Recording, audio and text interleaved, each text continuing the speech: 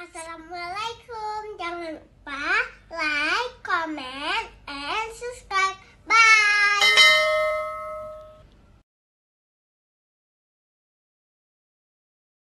Warahmatullahi wabarakatuh. Alhamdulillahi rabbil alamin. Wassalatu wassalamu ala asyrafil anbiya'i wal mursalin wa ala alihi wa ashabihi ajma'in. Raditu billahi rabba wa bil islami dina wa bi muhammadin nabiyya wa rasulah. Rabbi syrah li sadri wa yassir li amri wahlul 'uqdatam min lisani yafqahu qawli. Allahumma ja'al jama'ana hadza jam'an marhuma wa tafarruqana min ba'dihi tafarruqan ma'suma. Kaum muslimin dan muslimat sidang jamaah subuh yang dirahmati Allah. Kita sudah mempelajari tahapan-tahapan Allah Subhanahu wa taala memperkenalkan hambanya pada diri hamba itu sendiri. Jadi tahapan yang pertama itu Allah perkenalkan kepada makhluk itu, manusia itu, hamba itu, bahwasanya kehidupan dia itu ada proses. Jadi dari mana dia diciptakan oleh Allah, kemudian dia menjadi dewasa, kemudian masuk ke dalam kubur, kemudian dibangkitkan oleh Allah. Ini poin yang pertama.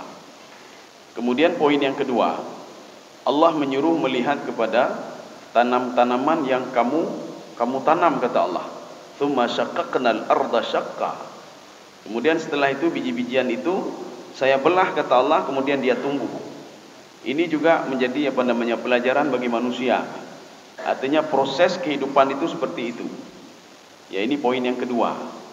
Ini seperti yang kita lihat di ayat lain itu. Mathalul hayatid dunya, kehidupan dunia itu seperti air. Kama in anzalnahu minas sama'i fakhtalata bihi nabatul ardi. Jadi proses kehidupan dunia itu sama seperti proses air yang turun dari langit.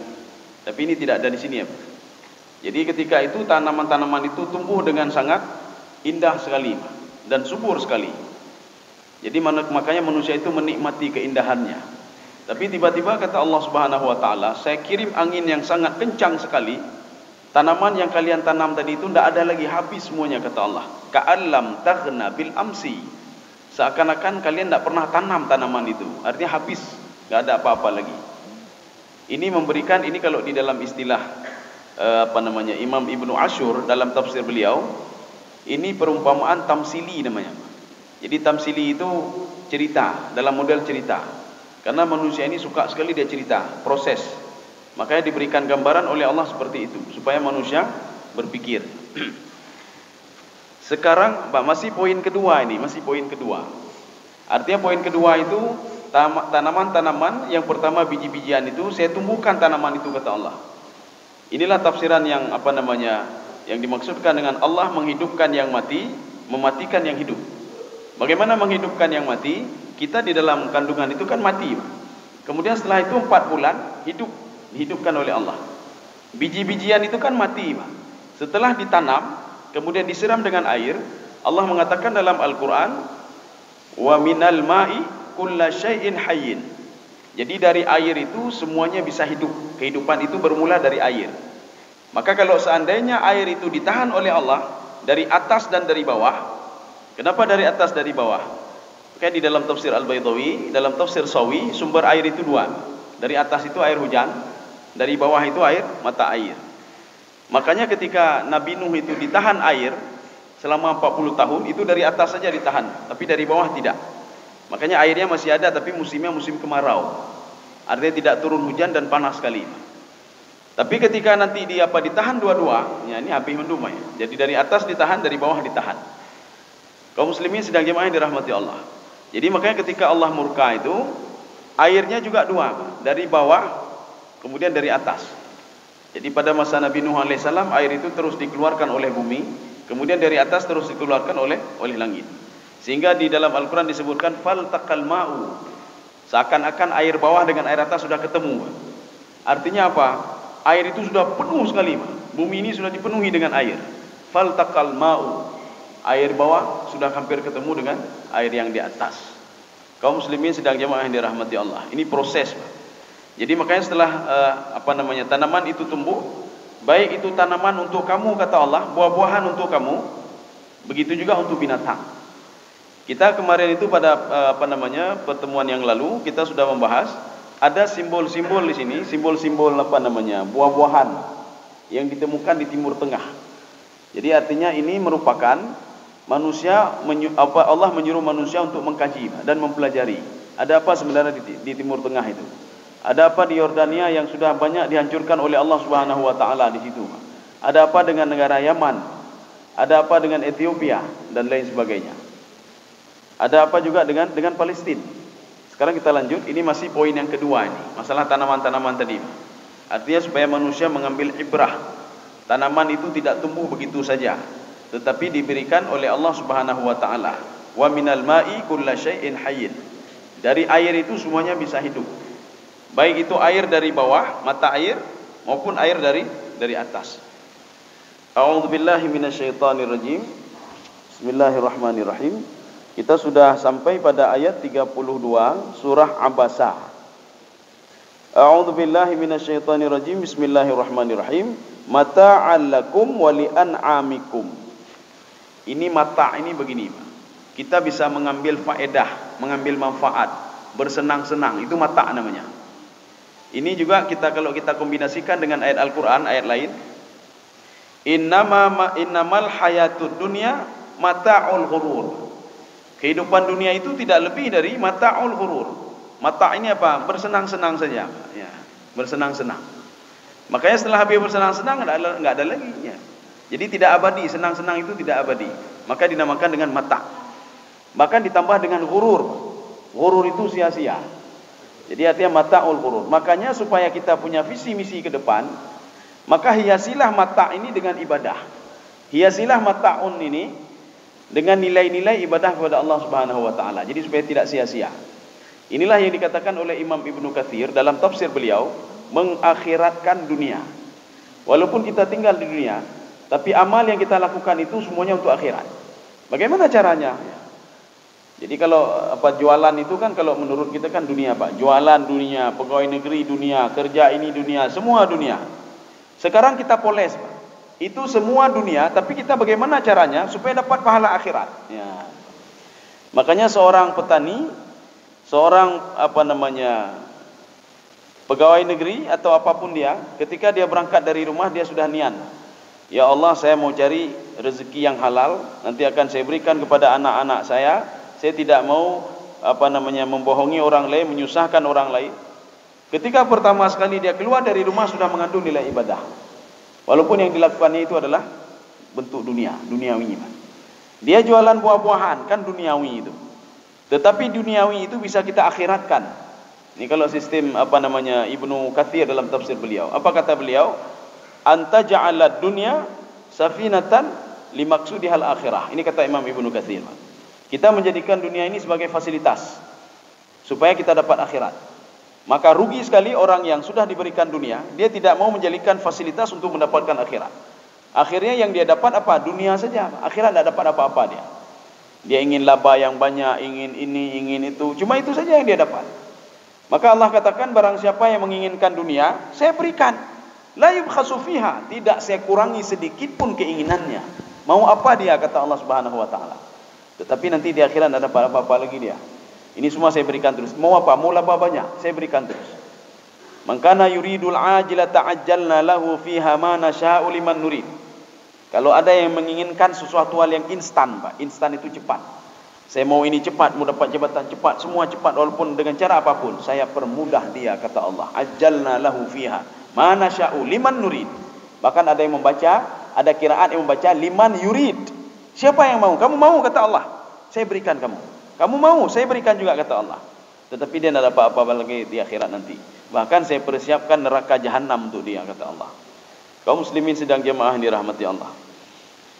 Ini namanya mata' ini, Pak. Jadi mata' itu kita bisa bersenang-senang. Ada tumbuh-tumbuhan, ada diberikan buah-buahan, kita bisa makan. Mata' itu artinya cuma sebentar saja, menghilangkan lapar saja. Setelah itu nanti lapar lagi, Pak. Ya, ini beda dengan surganya Nabi Adam alaihissalam. Allah mengatakan kepada Nabi Adam ketika dimasukkan ke dalam surga. Nah, kenapa saya katakan surga Nabi Adam?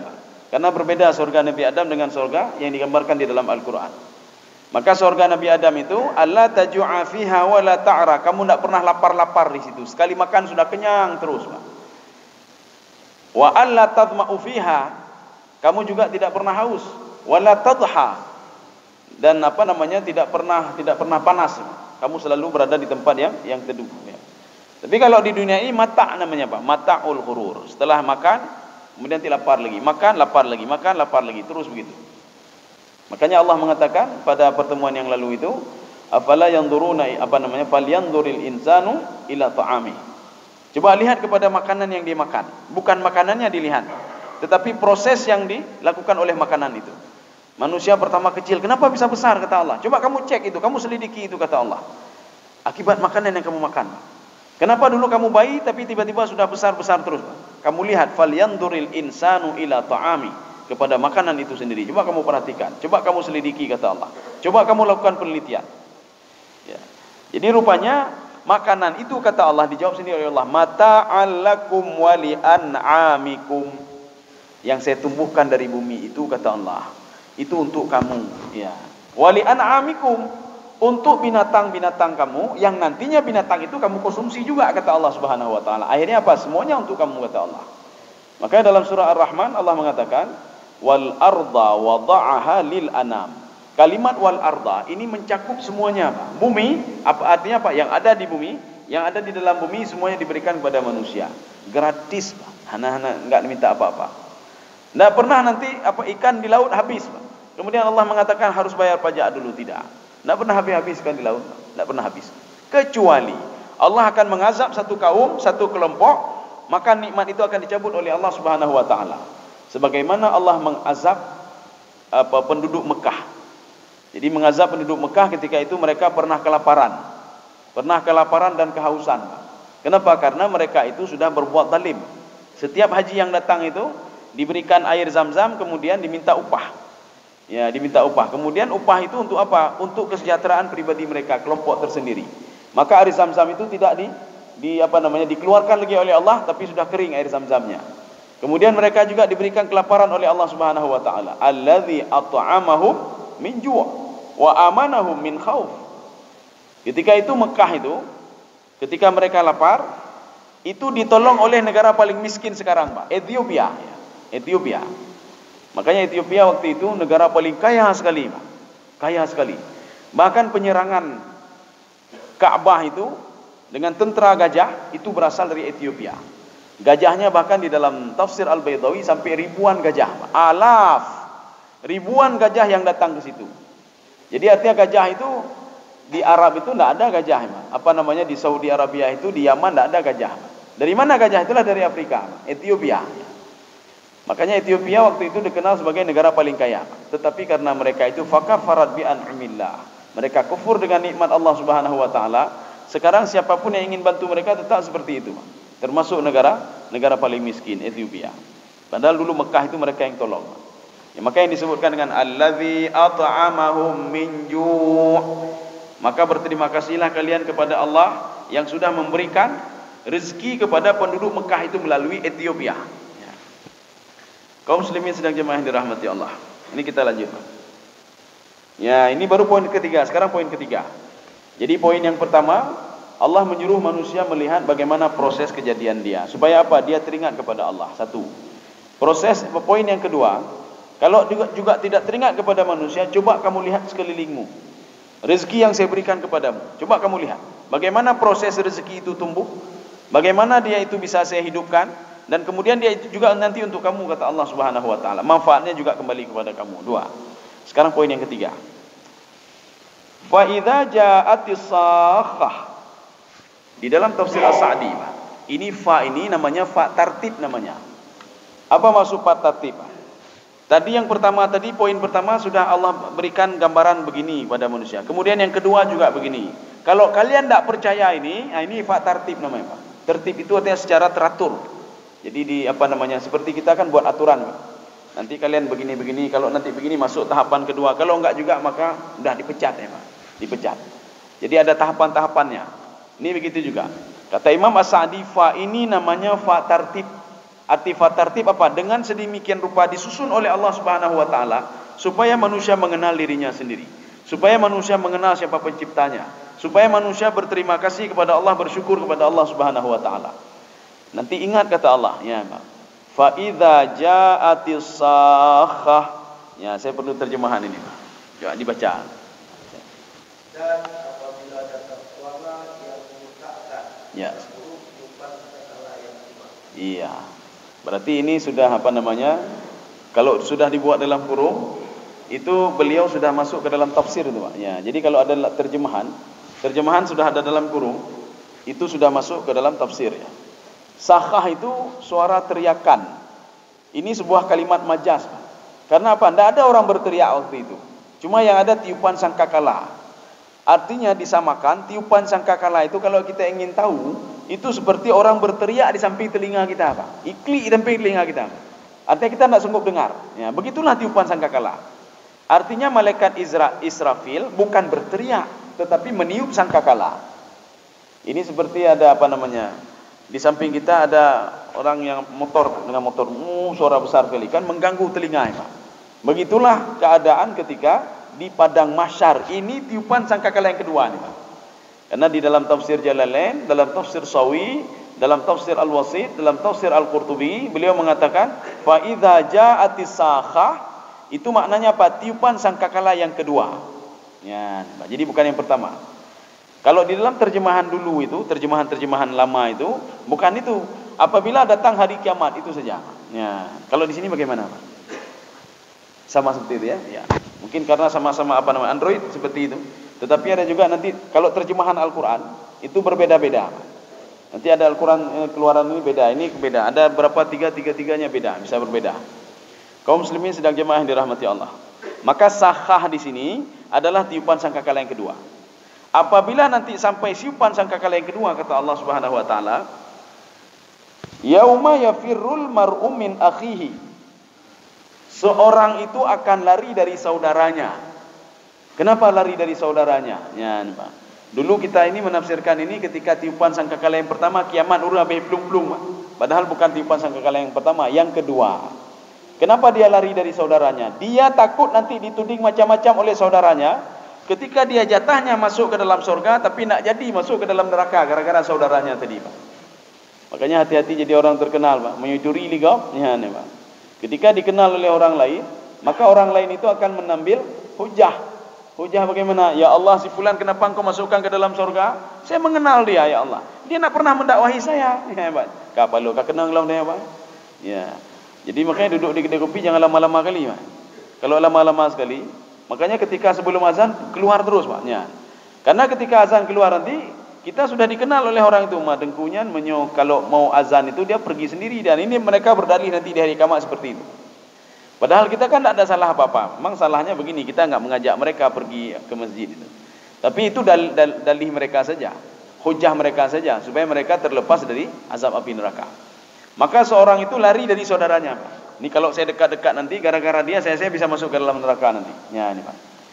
Dalam sebuah riwayat ini yang dikatakan oleh Hasan, Pak, Abul Hasan. Jadi saya tidak tahu juga riwayat ini apakah kuat atau tidak, karena belum ada yang mentakhrij riwayat ini, belum ada yang mengkritisi riwayat ini. Apa kata beliau? Yang pertama sekali lari dari saudaranya itu disebutkan ada berapa orang, Pak? Ibrahim lari dari ayahnya. Jadi ayah yang dimaksud di situ adalah pamannya. Azar itu paman Ibrahim, Pak. Jadi bukan ayahnya. Nanti ada yang mengatakan Nabi Ibrahim ayahnya kok pembuat patung, sedangkan dia sendiri mendakwahi orang lain untuk tidak menyembah patung. Jadi Azar yang dimaksud di situ, walaupun disebutkan abun. Jadi ya abati, wahai ayahku, walaupun disebutkan ayahku, di dalam Al-Quran, di dalam bahasa Arab, penyebutan ayah itu bisa tiga maknanya. Ayah kandung sendiri, atau paman, atau kakek. Tiga-tiga ini disebutkan abun. Ya. Disebutkan abun oleh Allah Subhanahu wa taala dalam Al-Qur'an. Maka ketika kita melihat kalimat abun dalam Al-Qur'an, jangan kita ini ayah Nabi Ibrahim kenapa menyembah patung sedangkan anaknya sendiri itu seorang nabi dan rasul. Ya. Jadi yang dimaksudkan abun di sini adalah paman, itu pamannya. Jadi bukan ayahnya. Dan Allah Subhanahu wa taala sudah menjamin kehidupan Rasulullah itu sampai ke Sam bin Nuh. Wa taqallubaka fis sajidin. Wahai Muhammad, keturunan kamu itu sampai ke Nabi Adam alaihissalam itu semua keturunan orang-orang yang sujud kepadaku. Ini dalil landasan kalau Nabi Uzair itu Nabi Ibrahim tidak pernah punya ayah namanya Azar tapi pamannya. Kalau dia punya ayah Azar berarti sudah putus, Azar penyembah patung. Sedangkan Nabi Muhammad keturunan Nabi Ibrahim. Ya. Jadi Allah mengatakan wa taqallubaka fis sajidin. Kamu itu berasal dari keturunan penyembahku kata Allah Subhanahu wa taala. Dari Sam bin Nuh terus sampai ke bawah. Sampai Nabi Ibrahim, Ismail anaknya terus ke bawah sampai Nabi Muhammad sallallahu alaihi wasallam. Semua keturunan Nabi Muhammad itu garisnya sampai ke atas itu semuanya penyembah Allah Subhanahu wa taala. Jadi makanya tidak bisa kita terima kalau seandainya dikatakan ayah Nabi dan ibu Nabi di dalam neraka. Tidak bisa. Ya. Kaum muslimin sedang jemaah yang dirahmati Allah. Ini kita lanjut lagi. Yauma yafirrul mar'u min akhihi. Ya, jadi Hasan tadi mengatakan yang pertama sekali lari dari padang mahsyar nanti dari saudaranya adalah Ibrahim lari dari ayahnya. Nabi Nuh lari dari anaknya dan istrinya. Ya, Nabi Nuh, Pak. Ya. Kemudian ada berapa orang yang disebutkan oleh Hasan itu? Nabi Ibrahim, Nabi Nuh, Nabi Lut ya. Nabi Lut juga lari dari istrinya. Kenapa? Nanti istrinya pasti berdalih nanti. Ini gara-gara suami saya. Anaknya begitu juga. Ini gara-gara ayah saya. Makanya Nabi Nuh alaihissalam dia lari dari anaknya. Ini kalau kita melihat di dalam riwayat dari Abu Hasan, Mbak. Tapi kita tidak tahu juga apakah riwayat ini kuat atau tidak. Yang jelas di sebagian tafsir itu menyebutkan riwayat yang disebutkan oleh Abu Hasan ini. Kaum muslimin sedang jamaah yang dirahmati Allah. Kita lanjut lagi. Wa ummihi wa abihi. Seorang itu lari dari ayah dan ibunya. Ya, dari ayah dan ibunya. Jadi seorang anak itu lari dari ayah dan ibunya. Kenapa? Nanti gara-gara ayah dan ibunya, ini sama seperti tadi, Pak. Seorang anak itu yang jatah masuk ke dalam surga, tapi tidak jadi masuk ke dalam surga. Kenapa? Dia tidak berbakti kepada ayah dan ibunya. Nanti ayah menuding dia, ayah dan ibunya, ini anak saya durhaka ini. Kenapa engkau masukkan ke dalam surga? Ya Allah, kapal lo, Pak. Kenang lom nih, Pak. Padahal kita ahli ibadah, tapi gara-gara tidak pernah mengunjungi orang tua, tidak pernah berbakti kepada orang tua. Orang tua bisa menuding kalau kita tidak cocok masuk ke dalam surga. Kenang lom, walaupun kita seorang ahli ibadah. Makanya nanti kita kesangkut-sangkut, Pak. Ada orang ahli ibadah menurut dia sudah tapi gara-gara bakhil, krit, hartanya sudah menuding dia macam-macam. Makanya nanti kalau ada orang krit, bakhil, walaupun dia seorang ahli ibadah, sehebat apapun amal ibadah yang dilakukan, harta yang tadi itu akan menunggu dia di pintu surga. Dia protes kepada Allah Subhanahu wa taala. Kita bisa melihat ini riwayat ini di dalam sebuah hadis qudsi. Ketika Allah bertanya, "Kenapa kamu di sini?" kata Allah pada hartanya. "Saya akan menunggu Tuhan saya." Ini harta ini punya orang lain, ini bukan punya dia ini. Artinya apa? Kewajiban dia tidak dia tunaikan. Kewajiban dia ini ada hak orang lain di sini, Pak. Hak fakir miskin, hak orang miskin, hak orang yang kurang mampu, ada semua di harta dia, tapi tidak mau dia keluarkan. Makanya Allah mengatakan kepada surga, tidak boleh masuk ke dalam surga al-bakhil, orang bakhil tidak boleh masuk dalam surga.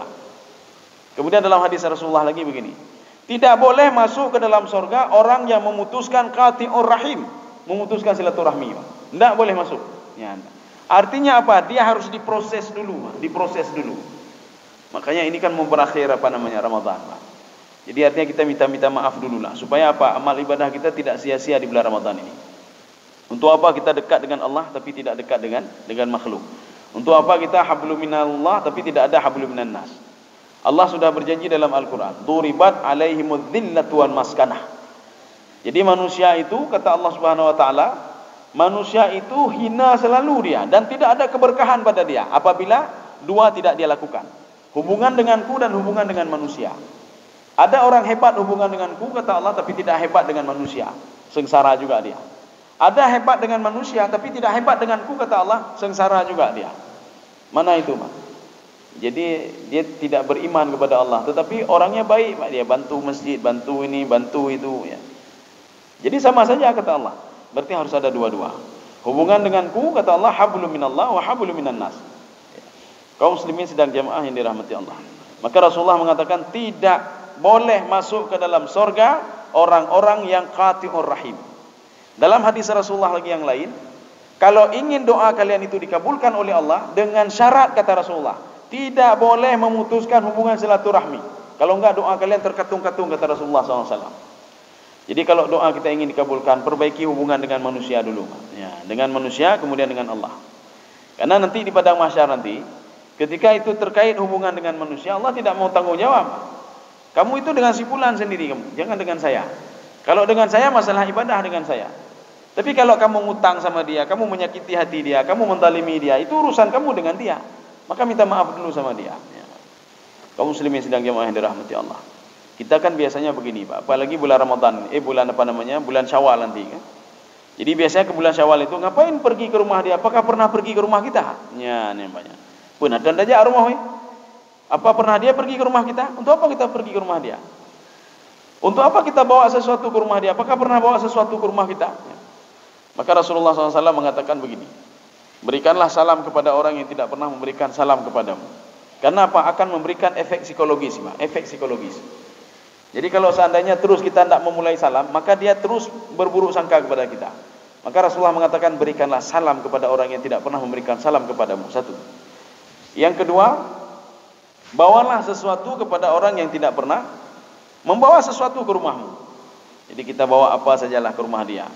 Kemudian yang ketiga, kunjungilah rumah orang yang tidak pernah mengunjungi rumahmu, kata Rasulullah sallallahu alaihi wasallam. Karena ini akan memunculkan efek psikologi semuanya, Pak. Insyaallah setelah kamu kunjungi itu, kamu pasti akan dikunjungi lagi oleh dia, kata Rasulullah sallallahu alaihi wasallam. Ini sudah dua ini, Pak. Ya, berarti ada seorang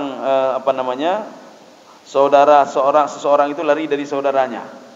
Kemudian yang kedua, wa ummihi wa abihi. Seorang itu lari dari ibu dan ayahnya. Karena dia sudah jatah masuk ke dalam surga, tapi dituding oleh ayah dan ibunya ini anak durhaka, Pak. Anak durhaka, Pak. Ya, ini, Pak. Kemudian yang ketiga, wa sahibatihi wa bani. Seorang itu akan lari dari istrinya, Pak. Ya, dan dari anaknya. Sahibah itu istri. Jadi kalau sahibah itu teman tapi dibuat tak marbutah, sahibati teman perempuannya. Apa itu artinya? Istrinya. Dia akan lari dari istrinya. Kenapa lari dari istrinya? Istrinya bisa saja menuding suaminya, atau dia minta kepada Allah Subhanahu wa taala, saya tidak mau masuk ke dalam neraka ya Allah. Suami saya tidak pernah mendidik saya, tidak pernah mengajarkan agama kepada saya. Dan seorang juga lari dari anaknya. Kenapa lari dari anaknya? Dia takut dituding oleh anaknya macam-macam. Orang tuanya tidak mengajarkan agama, tidak mengajarkan salat, tidak mengajarkan tauhid dan lain sebagainya. Maka semua orang lari dari anaknya, lari dari istrinya. Kenapa lari? Likulli imri'in minhum yauma idzin sya'nu yughni. Jadi mereka itu masing-masing sudah disibukkan dengan urusannya masing-masing.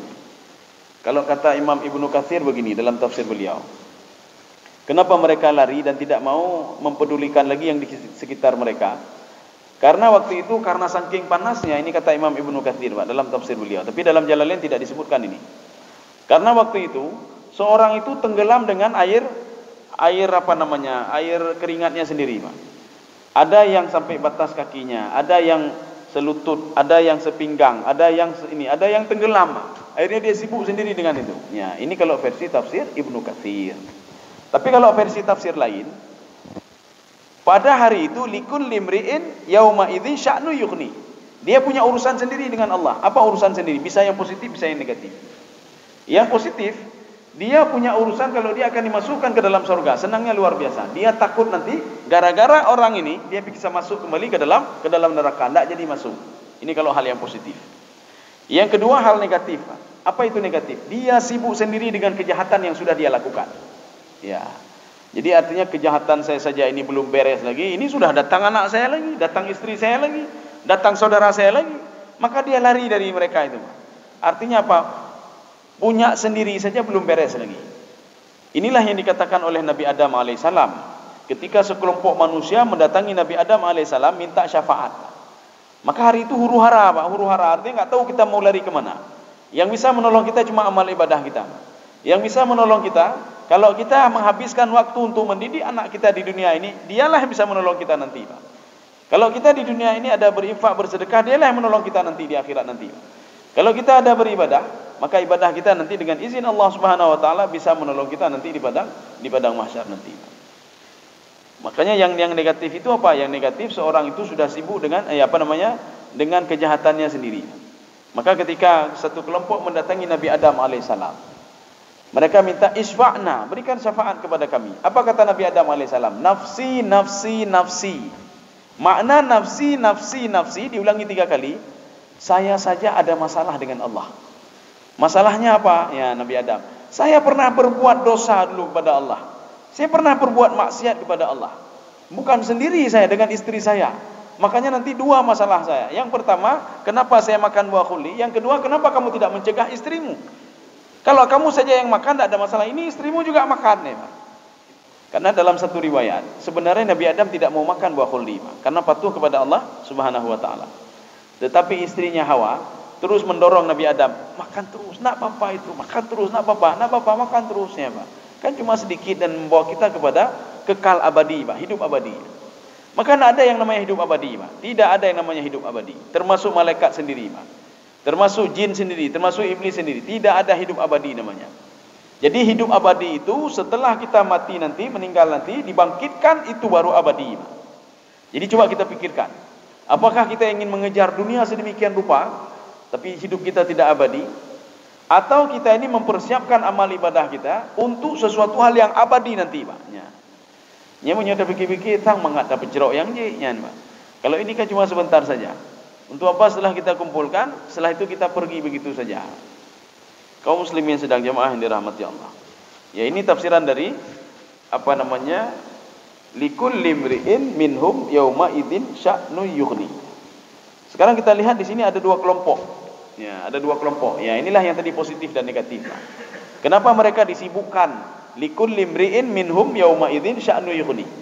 Ada hal positif, ada hal negatif. Apa hal yang positif? Hal yang positif yang pertama, wujuhu yauma idzin musfirah. Ya, ini saya betul terjemahan juga nih. Coba. Ya. Ya. Jadi ini namanya di dalam ilmu balaghah kita harus menafsirkan ayat ini dengan ilmu balaghah ini, Pak. Ini namanya majaz mursal alaqah juz'iyah namanya. Bukan mukanya saja berseri, Pak, tapi seluruh tubuhnya berseri-seri. Ya, jadi bukan mukanya saja. Ini namanya apa? Menyebutkan sebahagian tetapi kena semuanya. Jadi bukan mukanya saja, semua tubuhnya berseri-seri. Ini sama seperti kita berbicara begini. Saya kok tidak lihat batang hidungmu hari ini ya? Ya, bukan batang hidungnya saja tidak, tapi seluruh tubuhnya tidak kita lihat hari ini. Ini namanya dalam Al-Qur'an majaz mursal alaqah juz'iyah. Menyebutkan sebahagian, menyebutkan muka, tapi yang diinginkan semuanya. Contoh lain lagi, Pak. Ya'khudhu bin nawasi wal aqdam. Allah itu menarik kepala seorang. Bukan kepalanya yang ditarik, tapi semuanya, semua tubuhnya yang dimasukkan ke dalam neraka, Pak. Jadi jangan kita pikir nanti ubun-ubunnya saja ditarik, tidak. Ini ubun-ubun mewakili yang lain, Pak. Maka ketika ditarik ubun-ubun ini semua tertarik. Jadi yang dimasukkan ke dalam neraka itu bukan ubun-ubun saja. Wal aqdam, dan kakinya dimasukkan ke dalam neraka, bukan kakinya saja, tapi seluruh tubuhnya. Ya, begitu juga seperti ini. Jadi menyebutkan sedikit tapi maunya banyak. Ya, seperti kita itu kan. Boleh main 2 buah, cok aja, padahal 2 buah kuning cok, Pak. Dia minta 2 buah. Buah-buah memplam 2 buah, cok aja.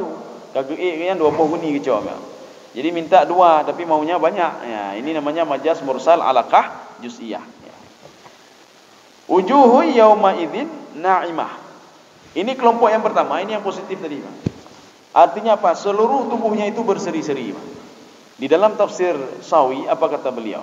Berseri-seri gara-gara apa? Qiyamul lail, sering bangun malam. Ya, Pak. Yang kedua, gara-gara berwudu selalu. Pak. Ya, berwudu selalu apa maknanya? Selalu salat dia beribadah. Setiap datang waktu salat harus berwudu. Maka ketika itu seluruh tubuhnya itu berseri-seri, Pak. Kenapa? Semua anggota wudu itu sudah kena semuanya. Tangan, kaki, semua kena. Tangan, kaki, muka, telinga, lain semua sudah kena. Makanya ketika itu bercahaya-cahaya orang yang berwudu. Rasulullah SAW pernah ditanya oleh sahabatnya, ya Rasulullah, bagaimana cara engkau mengenali umatmu nanti ya Rasulullah ketika di padang mahsyar? Kan ramai sekali ya Rasulullah. Rasulullah menjawab, mudah sekali saya mengenali umatku. Kalau seandainya kamu, kata Rasulullah, kamu punya kambing yang banyak sekali, kambing di kemudian kambing kesayanganmu itu kamu cat putih di kepalanya. Ketika kamu gabungkan dengan kambing yang lain, kamu bisa enggak membedakan mana kambingmu yang kamu yang kamu sayangi tadi dengan kambing yang lain? Bisa ya Rasulullah. Dari mana kamu tahunya? Dari cat yang di kepalanya. Begitulah umatku, kata Rasulullah SAW. Saya mudah mengetahui dia min atharis sujud. Jadi keluar cahaya ketika dia sering berwudu, ketika suka qiyamul lail, suka berpuasa, suka melakukan perintah Allah, maka cahaya itu akan muncul dari dari tubuhnya. Ini yang kelompok yang pertama ini. Wujuhu yauma idzin musfirah. Musfirah itu berseri-seri. Dhahikatum mustabsyirah. Jadi dhahikah mustabsyirah ini tersenyum-senyum dia, Pak. Ya, jadi tersenyum-senyum. Makanya orang ini tidak mau lagi dia ini kalau nanti ketemu dengan saudara saya, jangan gara-gara saya seperti ini, dia menuding saya macam-macam, sudah terlambat saya masuk ke dalam surga nanti. Ini seperti Abdurrahman bin Auf. Jadi Abdurrahman bin Auf apa kurangnya ibadah beliau? Tapi Rasulullah mengatakan Abdurrahman bin Auf adalah dari kalangan sahabat yang terakhir masuk ke dalam surga. Rupanya apa? Hartanya kan banyak sekali, Pak. Nanti hartanya itu diperhitungkan oleh Allah. Gara-gara diperhitungkan itu, maka beliau salah satu sahabat yang terlambat masuk ke dalam surga. Ya. Jadi makanya jangan cita-cita menjadi orang kaya, Pak. Cita-citalah dapat keberkahan harta, itu saja. Jadi makanya ada seorang pemuda itu, ada kalau dalam kitab tasawuf itu tidak asing lagi cerita itu, Pak. Dalam kitab tasawuf, baik itu dalam kitab Ibnu Qayyim Al-Jauzi, kemudian Imam Al-Ghazali, ini cerita ini tidak asing lagi. Ada seorang pemuda, itu di tangan dia ada kapak, ya, Pak. Setiap hari empep artinya ini dia mengeluh selalu kepada Allah. Engkau tidak adil ya Allah. Kenapa saya miskin sekali ya Allah? Jadi dia pagi-pagi itu sudah pergi ke hutan mencari kayu. Kayu bakar itu dia jual. Seperti itu terus dia lakukan. Apa kata dia? Enggak adil engkau ya Allah. Masa saya miskin, orang lain kaya-kaya semuanya ya Allah. Rupanya suatu saat ketika dia habis ambil kayu itu, dia tertidur, Pak, sebentar, tertidur ya. Rupanya ketika tertidur, dia bermimpi sudah meninggal dunia. Ketika dia bermimpi meninggal dunia, dia ketemu dengan malaikat. Malaikat bertanya kepada dia, itu di tanganmu itu apa? Oh, ini kapak ini. Untuk apa kapak itu? Saya kehidupan hari-hari saya dari kapak ini. Dari mana kamu peroleh kapak itu? Saya kumpuli duit. Dari mana duit kamu beli kapak itu? Duit itu halal atau haram? Kata malaikat. Waduh, banyak sekali pertanyaannya kok. Akhirnya apa?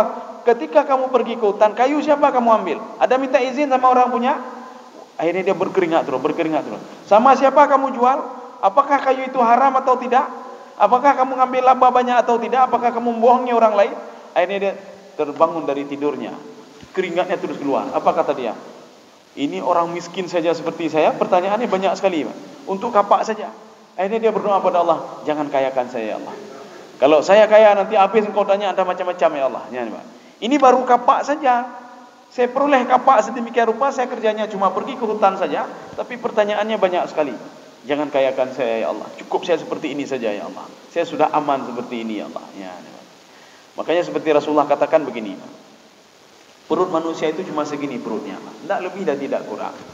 Tidak ada nanti pejabat itu ada perut serap lagi, Pak. Nah, perut serap yang sampai, Pak. Ya, dan dia bisa makan banyak. Tidak. Orang kaya, orang miskin, punya jabatan, tidak punya jabatan, perutnya sama semuanya, Pak. Sama semua. Kalau muat di situ 3 muatnya, makanan, air dan udara, begitu. Kalau banyak makanan, tidak bisa bernapas lagi. Tidak ada makanan, beting perutnya, Pak. Banyak air, mentung-tung perut, Pak. Maka harus ada 3-3-nya. Orang kaya, miskin, tidak punya jabatan, semuanya sama, kata Rasulullah. Tetapi keinginannya yang luar biasa. Banyak sekali keinginan manusia itu. Mau ini, mau itu, semua dia mau, Pak. Tapi yang masuk dalam perutnya cuma sedikit. Ya, Pak. Cuma sedikit masuk. Ketika seorang duduk di kedai kopi, pesanannya pasti segelas kopi, Pak. Nah mungkin ini, hai, lo tak bawa drum, kopi, Pak. Idanya, bahkan, lo pejabat, lo. Nah, Pak, tetap bawa gelas ni, Pak. Jadi walaupun dia pejabat, tetap 1 gelas juga. Tidak ada 1 drum minum kopi, Pak. Ya. Artinya apa? Dia tahu perutnya itu kecil, Pak. Ya, jadi tidak bisa dia makan semuanya. Tetapi karena keinginan dia, kata Rasulullah SAW, ingin ini, ingin itu. Setelah ada ini, menghulap je, kagak bertinggainya, Pak. Ini seperti apa, monyet. Monyet apa-apa yang kita kasih dia ambil, Pak. Icok mana, Pak? Ipajuh je. Tajuk lain ipajuh je, Pak. Yang lain apa? Icok lah, Pak. Ya, Pak. Jadi maka inilah perumpamaan yang diumpamakan oleh Allah dalam Al-Quran. Faja'alnahu qiradatan khasi'in. Kami jadikan hati mereka seperti hati monyet, kata Allah. Ya, hati monyet. Kenapa hati monyet? Dia mau ini, mau itu, semua dia mau, Pak. Setelah ada itu, ibah, Pak, cok lam la ilm. Ya, Pak. Kaum muslimin sedang jemaah yang dirahmati Allah. Ini kelompok yang pertama ini, Pak. Kemudian ada kelompok yang kedua. Ya, nanti dibangkitkan di padang mahsyar nanti dua kelompok, tidak lebih dan tidak kurang. Walaupun nanti ada di dalam Al-Quran disebutkan ada 3 kelompok. Mana 3 kelompok itu? Kelompok ketiga adalah kelompok para nabi dan rasul. Ya. Kelompok yang kedua, wa wujuhu yauma idzin 'alaiha ghabarah. Ghabarah itu hubar itu debu. Ini sebuah perumpamaan, sebuah majas. Nanti ada kelompok kedua, muka mereka dipenuhi oleh debu. Ya, jadi ini kalimat majas, bukan kalimat sebenarnya, tidak. Nanti kalau kita tanya dari mana debu itu? Ini majas ini, Pak. Kalimat konotasi. Artinya manusia waktu itu mukanya suram sekali, sebagaimana orang ketika dia perjalanan jauh, muka dia sudah dipenuhi oleh debu. Begitulah kelompok yang kedua. Kenapa mukanya suram? Dia teringat masa lalu dia. Ini saya ibadah tidak ada, apa-apa tidak ada. Ini cara halnya, Pak. Nak tahu cara lagi dia, Pak. Mau kembali tidak bisa. Kemudian dia minta kepada Allah, ya laitaha kanatil qadiyah, matikan saya, tidak bisa juga. Tidak bisa mati lagi kita di sana, Pak. Kehidupan sudah abadi, Pak. Maka kalau seandainya sengsara terus, kecuali nanti dimaafkan oleh Allah Subhanahu wa taala. Kalau dia senang maka senang terus, Pak. Ya, kecuali nanti ada yang menghalangi dia untuk masuk ke dalam surga. Ya. Ini sama seperti orang bakhil tadi. Dia ingin senang padahal mukanya sudah ceria, Pak. Tetapi gara-gara bakhil dia tadi itu, maka dia dibakar dulu, singgah dulu transit dulu ke neraka, Pak. Jadi transit sebentar nanti. Ada transit 1 hari, ada 2 hari, ada 3 hari, ya, Pak. Yang lagi kita berangkat nanti ya. Sampai 3 hari kadang-kadang transit ni, Pak. Jadi kalau nanti di Turki atau apa, nanti 2 hari transit. Ya, Pak. Di Jeddah nanti sampai 12 jam transit. Sampai 24 jam transit. Kok trip transit. Jadi menurut menurut waktu ya. Kalau hari ini transitnya sekian, kalau hari ini transitnya sekian. Demikian pula orang masuk ke dalam neraka. Kamu transit dulu sebentar di sini. Kemudian setelah itu dimandikan oleh Allah, dihilangkan sifat-sifat bakhil yang tadi, baru bisa masuk ke dalam surga. Makanya nanti yang lebih parah itu adalah penyakit hati, Pak. Ya, penyakit hati. Maka bulan Ramadan ini ibarat servis ya, servis hati ini, Pak. Kalau seandainya habis Ramadan hati ini kan tenang, sudah enak hati, berarti sudah berhasil pendidikan Ramadan kita, Pak. Kenapa? Sudah diservis hatinya, Pak. Tapi kalau masih ada hati-hati dengki, bakhil dan lain sebagainya, itu dibakar dulu di neraka, Pak. Itu nilai, Pak, untuk menghilangkan penyakit-penyakit ini, Pak. Ya. Kaum muslimin sedang jemaah yang dirahmati Allah. Ini kelompok yang kedua, Pak. Kelompok yang kedua itu wujuhu yauma idzin 'alaiha ghabarah. Mereka itu dipenuhi dengan debu. Debu yang bagaimana? Ya. Tarhaquha qatarah. Ya, tarhaquha qatarah, debu yang ditutupi dengan sesuatu hal yang hitam lagi. Sudah ada debu ditutup dengan hitam lagi, Pak. Ya. Kan sudah double lagi, Pak. Jadi sudah ada debu mukanya ditutupi dengan sesuatu hal yang hitam lagi di mukanya, Pak. Ini kalimat majas ini. Arti kalimat majas apa? Dia mukanya suram sekali, Pak, dan takut sekali dia. Ini bagaimana? Menyuitit dalam neraka bagaimana? Begini bagaimana? Kalau ada orang yang datang ke saya minta untuk mempertanggungjawabkan perbuatan saya kepada si fulan, bagaimana ini? Kalau datang 1-2 orang, Pak. Nyo datang rame-rame, Pak. Makanya pemimpin itu ada 2, Pak. Ada kalanya dia masuk ke dalam surga, ya, gara-gara dia berlaku adil. Ada kalanya dia masuk ke dalam neraka gara-gara berlaku tidak adil, Pak. Dan doa para rakyat-rakyatnya, Pak, yang menuntut dia itu. Tapi kalau dia adil itu, al-imamu adil, dia seorang yang adil, maka dia akan cepat masuk ke dalam surga, Pak. Ini seperti hadis Rasulullah SAW. Sab'atun yudhilluhumullahu fi dhillihi la dhilla illa dhilluh. 7 orang yang dilindungi oleh Allah di padang mahsyar. Salah satunya apa? Al-imamu adil. Seorang imam yang adil, Pak. Seorang pemimpin yang adil, Pak. Ya. Kaum muslimin sedang jemaah dirahmati Allah. Ulaika humul kafaratul fajarah. Jadi mereka ini adalah kafaratul fajarah. Kafaratul fajarah ini sudah kafir, Pak. Kufur ini antara 2 ini, kufur dan fujur. Kufur itu kufur nikmat, kufur i'tiqad. Fujur ini apa? Fujur berbuat jahat lagi pada orang lain. Ya, akhirnya urungnya, Pak. Itulah tipe orang yang kedua. Jadi artinya dia bukan hanya dengan manusia saja, tapi juga dengan Allah. Ya. Jadi sudah dia berbuat maksiat, dia kufur kepada Allah, kufur i'tiqad, kufur ihsan, kufur nikmat, dia juga fujur. Fujur itu berbuat dosa. Ya. Kaum muslimin sedang jemaah yang dirahmati Allah. Di sini tidak ada penjelasan lagi. Mungkin ada yang ingin ditanyakan, kami persilakan. Ya, tapi kalau di dalam tafsir As-Sa'di, apa kata beliau? Orang yang kufur kepada Allah Subhanahu wa taala, satu, kemudian yang kedua, tidak yakin kepada ayat Allah Subhanahu wa taala. Maksud ayat di sini apa? Al-Qur'anul Karim. Yang ketiga, kata Imam As-Sa'di, dia selalu melakukan perbuatan-perbuatan haram yang dilarang oleh Allah Subhanahu wa taala. Inilah namanya ulaika humul kafaratul fajarah. Sudah kufur, fajarah lagi, fajarah buat dosa lagi. Ya, ini versi tafsir As-Sa'di. Kadang-kadang ada keunikan-keunikan sendiri pada penafsir itu yang tidak kita jumpai di tafsir A, kita jumpai di tafsir B. Yang tidak ada di tafsir B ada di tafsir lain. Yang tidak ada di semua tafsir mungkin ada satu tafsir yang ada itu, Pak. Maka kita buat ini saling melengkapi. Maka inilah yang dikatakan oleh Imam As-Sa'di itu ada 3 poin ya seperti saya katakan tadi. Tapi penafsir yang lain mengatakan itu 1 poin, Pak. Itu kafaratul fajarah. Itu puncaknya seorang sudah kafir, itu kafaratul fajarah namanya. Artinya tidak hanya kufur saja kepada Allah, tapi dia berbuat dosa, fajir. Fajir itu pembuat dosa. Baik dosa dengan Allah maupun dosa dengan masyarakat. Jadi insyaallah pertemuan selanjutnya nanti kita lanjut besok surah An-Nazi'at. Mungkin ada yang ingin ditanyakan, kami persilakan.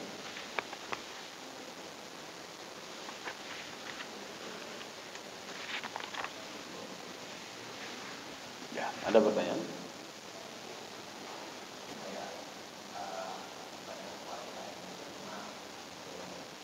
Iya. Kita merujuk ke dalam kitabnya Ibnu Qayyim Al-Jauzi. Ini masalah ibadah, bukan puasa saja, semua ibadah. Semua ibadah itu muaranya kemana? Muaranya itu raqul qalbi, ketenangan jiwa. Semua ibadah. Kalau kita selama ini sudah puasa, apakah selama ini sudah tenang jiwa kita? Nya mentang bengeh-bengeh, mepep-pep, mentang ji berarti ada kurang masih dalam ibadah kita. Nya nih Pak ya. Tapi kalau selama ini kok sudah lain ya, ini hati saya kan lain ya. Selama Ramadan ini mau berakhir Ramadan, hati ini sudah lain ya. Seperti kita mengambil mobil, kita suruh servis.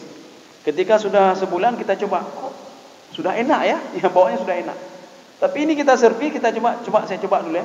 Kok makin rusak mobil ini ya? Artinya dia tidak berhasil menservis mobil kita, memperbaiki mobil kita. Jadi begitu juga.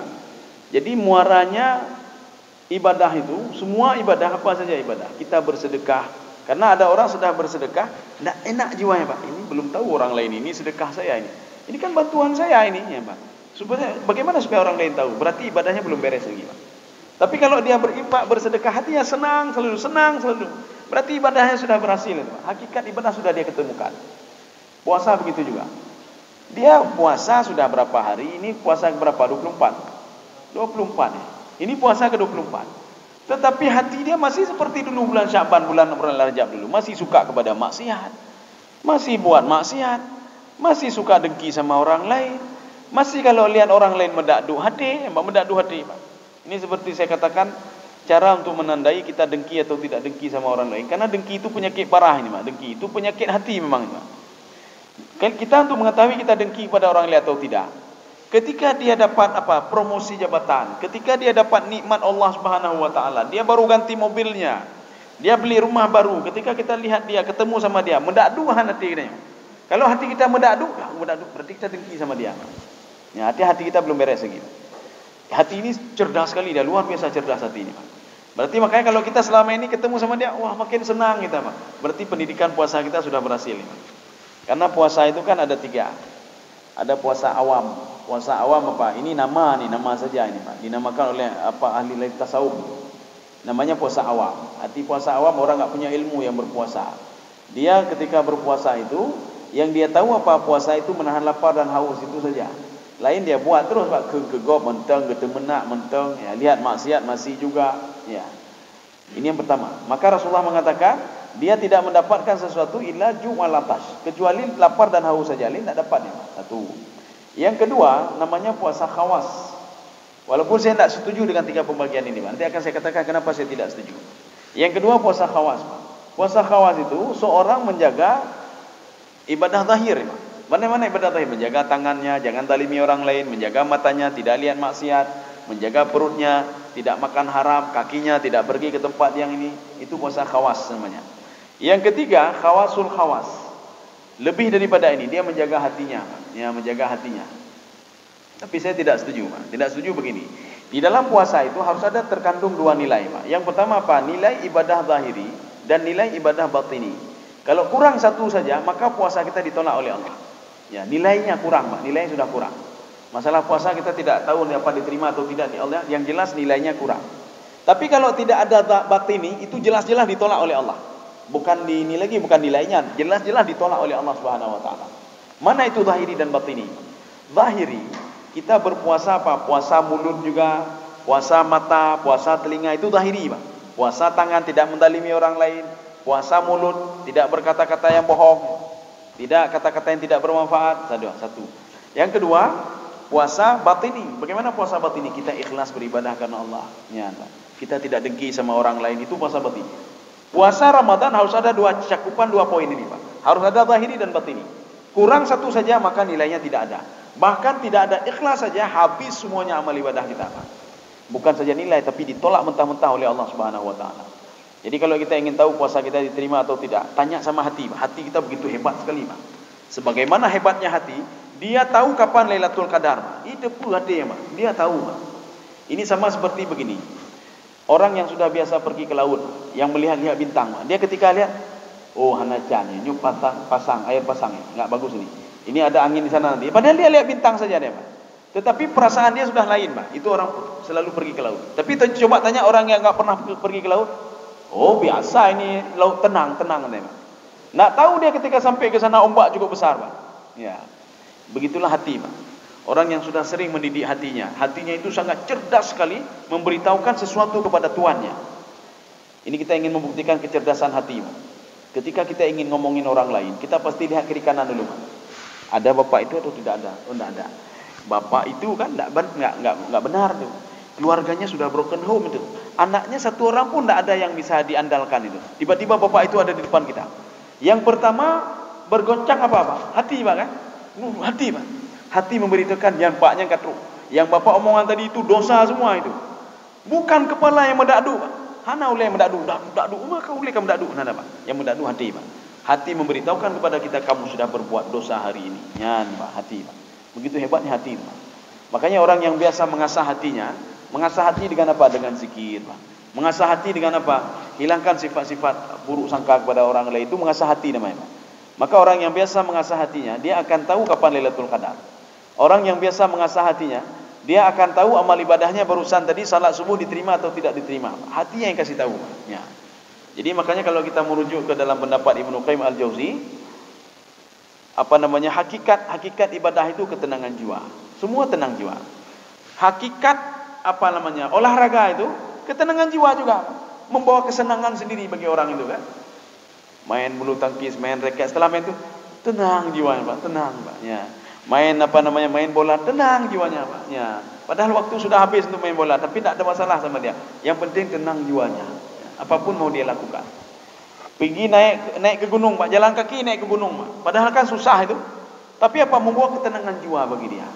Tapi kalau kita ajak ke masjid, kan enggak susah sebenarnya, tapi berat sama dia, Pak, berat sama dia. Enggak ada tenang jiwa dia. Ya. Berarti hakikat ibadah untuk ke masjid itu belum dapat lagi dia. Makanya orang yang bisa naik gunung sampai ke puncak, itu hakikat olahraga sudah ada sama dia. Ketenangan jiwa sama dia. Ya, nih, Pak. Demikian, Pak. Yang pertama tadi apa? Tsunami. Tsunami berasal dari Allah. Ya. Sebenarnya semuanya berasal dari Allah, Pak. Kebaikan, kejahatan semuanya berasal dari Allah. Kebaikan itu maka kita harus alhamdulillah. Kenapa? Musibah itu dari Allah. Nikmat juga dari Allah. Dua-dua yang diberikan oleh Allah ini semuanya ini untuk memperbaiki manusia itu sendiri. Ya. Allah memberikan nikmat. Allah ingin tahu apakah manusia teringat kepada Allah atau tidak. Apakah dia bisa introspeksi diri. Apakah dia bisa tahu kalau nikmat itu berasal dari Allah. Bukan berarti Allah itu sayang kepada dia gara-gara diberikan nikmat. Tidak. Jadi kita jangan mengatakan, aduh saya nikmat banyak sekali, Allah sayang sekali kepada saya. Tidak, bukan di situ itunya, Pak. Bukan dia patokannya bukan di situ. Kalla, kata Allah, tidak benar yang kau ini kan. Ketika seorang diberikan musibah, itu bukan berarti Allah benci kepada dia, tidak. Jadi bukan di nikmat dan musibahnya, tidak. Dua-dua itu sebenarnya untuk memberikan manfaat kepada manusia. Musibah apa manfaat pada manusia? Karena ada orang ketika kita dakwahi dia baik-baik, nak mau dengar dia, Pak. Apapun caranya tidak mau dengar. Tapi ketika diberikan musibah oleh Allah, anaknya meninggal dunia, istrinya meninggal dunia, langsung berubah total ya. Dulu sebelum tsunami kita lihat bapak itu, si Fulan itu tidak pernah salat nih Pak. Tapi setelah istrinya meninggal, anaknya meninggal, keluarganya meninggal, dia berubah total ya Pak. Sudah mulai beribadah, sudah mulai salat, baca Al-Quran, bangun tengah malamnya nih Pak. Artinya musibah yang diberikan oleh Allah Subhanahu Wa Taala kepada beliau adalah pelajaran Pak. Dan untuk mendidik beliau untuk lebih dekat kepada Allah Subhanahu Wa Taala. Makanya kalau setiap ada apa saja alhamdulillah aja Pak. Ya, diberikan apa nikmat, alhamdulillah sudah diberikan nikmat. Ketika diberikan sakit juga, alhamdulillah. Engkau ingin mengajarkan saya ya Allah melalui sakit ini. Ya, harus seperti itu Pak. Ya. Kalau enggak apa kita mengkerut selalu Pak. Dan yang membuat kita makin sakit itu terus Pak, gara-gara kita ini merasa pesimis Pak. Aduh, saya sudah sakit. Sakit terus Pak. Ya, nih Pak. Ini seperti kita pesimis dalam berdoa Pak. Ya Allah, ini enggak mungkin terjadi. Akhirnya enggak mungkin juga Pak. Enggak mungkin terjadi. Maka kita harus optimis dalam berdoa. Dan Rasulullah menyuruh kita, mintalah surga yang paling tinggi, minta. Jangan minta surga-surga di bawah, kata Rasulullah. Utlubul firdaus. Minta surga firdaus. Walaupun kita, nampaknya enggak cocok saya masuk surga firdaus. Jangan pesimis, Pak. Kita harus optimis, Pak. Ya. Ini sama seperti seorang sahabat ketika duduk di masjid. Dia berdoa, ya Allah, berikanlah rezeki kepada saya, ya Allah. Kalau engkau mau, kalau enggak mau, ya enggak usah kasih ya rezeki untuk saya.